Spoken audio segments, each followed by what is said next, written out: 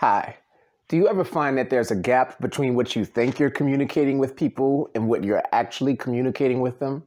¿Dónde está la biblioteca? Me llamo T-Bone, la araña discoteca. Discoteca, muñeca, la biblioteca. Es un bigote grande, pero manteca.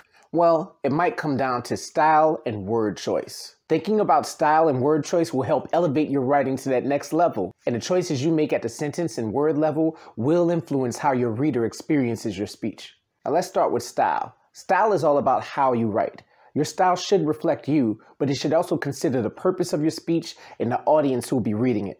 Part of your speech's style lives in the tone. Is the tone of your speech formal? My fellow Americans, I'm here today to beseech you to take the COVID-19 vaccine. Informal? Now come on, y'all. You and I know that mass vaccination is the quickest path to a safer, more healthy, comfortable, normal world. Serious? That is why it is absolutely imperative that each and every individual get this vaccine as soon as possible. Funny? I mean, what, are you afraid of needles? That virus is more afraid of that little old needle than you are. Logical. Some may object to taking the COVID vaccine out of fear of getting sick. But if you do contract the COVID-19 virus without the vaccine, you're sure to be even more sick or emotional. I say this because I care about this country, I care about public health, and I care about you. Let's protect ourselves and each other because it's the right thing to do. It's okay to vary up your tone here and there, but for the most part, you want to try to keep the tone of your speech consistent overall. Now let's talk about sentence structure. Are your sentences long and complex or short and simple? Well, guess what? The best writing is often a nice combination of both. Here's an example. Giving financial support to small businesses to help them through this financial crisis will not only help them in the short term with work experience, but also in the long term perhaps imbue them with the entrepreneurial spirit that will help them help others. In other words, we'll not only survive, we will thrive. See what I did there? I took a long and complex sentence and then followed it up with a short, simple sentence, both toward the same point. Variety is the spice of life, and it can certainly spice up the style of your writing. Remember, former President Barack Obama was a gifted speaker and an award-winning writer. The guy was a Harvard law professor, so you know he could hold it down with the loquacious vocabulary. But what is he most known for saying? Something simple. Yes, we can.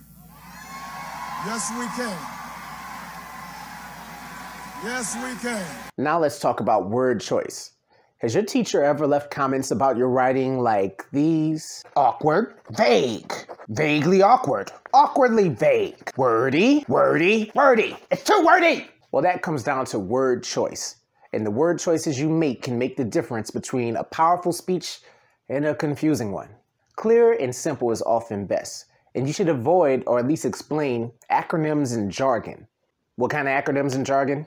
So I was trying to take my pet to the vet to get them some TLC, but then I got there and found out I didn't have any CODs. So I said, I'll BRB, and I had to find me an ATM, ASAP, LOL. Anyway, TTYL.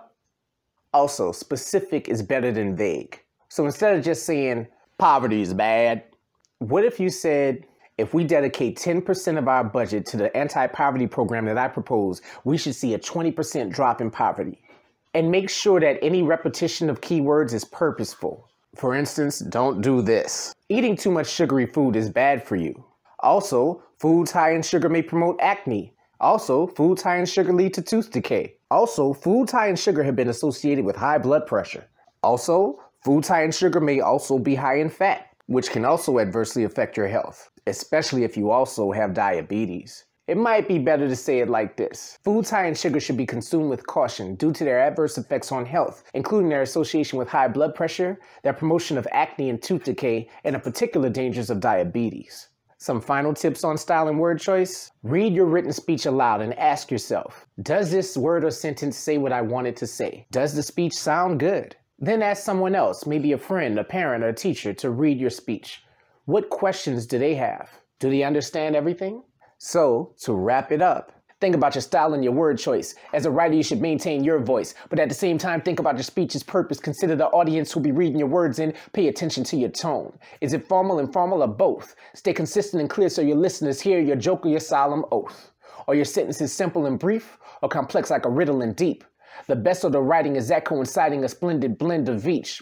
Make sure the words that you author aren't too wordy or vague or awkward. Be specific and clear and simple. Make sure any repetition is intentional. Now read the speech to yourself and have it read by someone else. Were your points understood and did they sound good? If so, your speech is in good health.